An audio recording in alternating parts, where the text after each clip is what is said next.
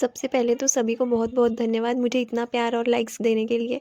और सब्सक्राइब करके अपना आशीर्वाद बनाए रखें। राम नाम की कहानी। राम लक्ष्मण थे, वनवास जाने लगे। सीता जी बोली मैं भी चलूंगी।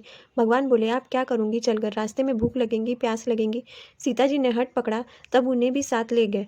आगे गए, राम जी बोले आओ सीता जी फलाहार करें। सीता जी बोली मेरे तो राम नाम की कहानी कहने का नियम है, कहानी सुनाकर खाऊंगी। राम जी बोले मुझे कहानी सुना दो। सीता जी बोली आपको नहीं, आप मेरे भरतार लगते हो। लक्ष्मण जी बोले मुझे सुना दो। सीता जी बोली नहीं, आप मेरे देवर लगते हो, मैं अपनी सखी सहेली को कहानी सुनाऊं कहूंगी। तब भगवान बोले आप सखर के तीर पर जाकर बैठ जाओ, वहाँ कोई पानी हारिनी आवेंगी, आपको आप कहानी सुनाना, वह आपकी कहानी सुनेंगी। सीता जी सखर के तीर पर जाकर बैठ गई। थोड़ी देर में वहाँ एक धनी साहूकार की बहू आई। सोने चांदी के बर्तन लाई, गहने गांठे पहनकर रिमझिम करती आई। उसको देखकर सीता जी ने पूछा तुम मेरी कहानी सुनकर हुंकारा दूंगी क्या? वह बोली मेरे तो साई सेज है, पूत पालने हैं, सासू घर में है, सासू लड़ती है, दूध गर्म करना है, दही भिगोना है, झाड़ू बुहाव करना है, पानी भरना है, मुझे कहाँ समय है आपकी कहानी सुनने का।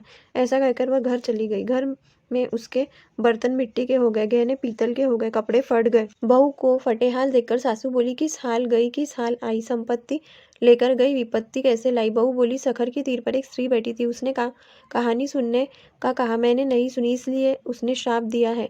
इधर सीता जी भगवान के पास गई, बोली महाराज वहाँ तो कोई कहानी सुनकर हुकारा नहीं देता। राम जी बोले अब गरीब घर की आवेंगी, वह हुकारा देंगी। सीता जी वापस जाकर तीर पर बैठ गई। थोड़ी देर में एक गरीब घर की बहू फटे वस्त्र और पीतल के गहने पहनकर मिट्टी का घड़ा लेकर आई।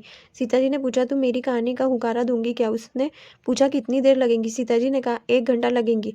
उसने कहा तब सुनूंगी। सीता जी ने पूछा तुम्हारा पति सोया होगा, पूत पालने में होगा?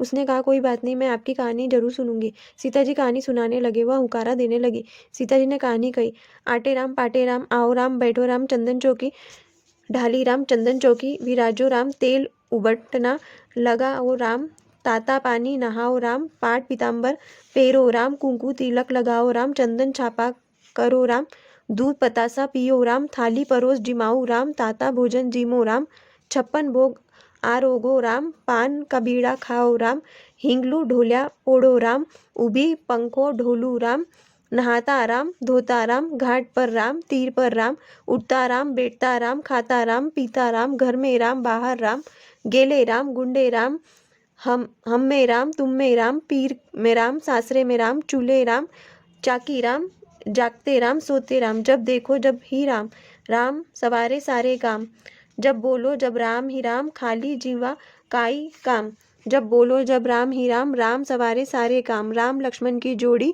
छिन में लंका तोड़ी। सीता जी ने कहा सारे दिन काम करते करते यह कहानी बोलते रहना। उसने कहानी सुनी। सीता जी के आशीर्वाद से उसके वस्त्र से जरी बादले के हो गए, गहने हीरे मोती के हो गए, घड़े सोने चांदी के हो गए। वह जल भरकर बोझा मरती घर गई। उसको देखकर सासू बोली हाट मारी की बाट मारी, इतना धन कहाँ से लाई? बहू बोली बोझा मरती हूँ, पहले उतारो फिर मैं बताती हूँ। सासू ने घड़े उतारे। तब बहू बोली सासू जी सरवर की तीर पर मैंने सीता माता की कहानी का हुंकारा दिया, सो सीता माता ठूठी है। सासू बोली ऐसी सीता माता के दर्शन मुझे भी करा। बहू ने सासू को सीता माता के दर्शन कराए। सासू बहू दोनों ने सीता माता के चरण पकड़ लिए। कहा ऐसी कहानी हमें तो बताओ। सीता जी ने उनको फिर से कहानी सुनाई और कहा इस प्रकार 12 वर्ष कहानी सुनने का व्रत करना, 12 वर्ष नहीं सुने सके तो 1.5 वर्ष सुनकर 6 महीने में 3 बार उजरना करना।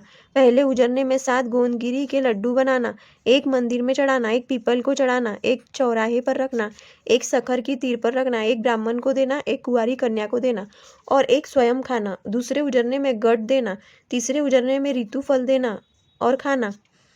उन्होंने घर आकर वैसे ही नियम पूर्वक कहानी कहने सुनने का व्रत किया। व्रत पूरा होने पर वैकुंठ से विमान आया। सासू बहू दोनों विमान में बैठकर झरझर करती वैकुंठ में चली गई। हे सीता माता, पहले टूटी वैसे किसी को नहीं टूटना, बाद में टूटी वैसे सबको टूटना, कहानी सुनते हुकारा भरते को सबको कहानी टूटना, खोटी की खरी अधूरी की पूरी करना। Please subscribe to my channel.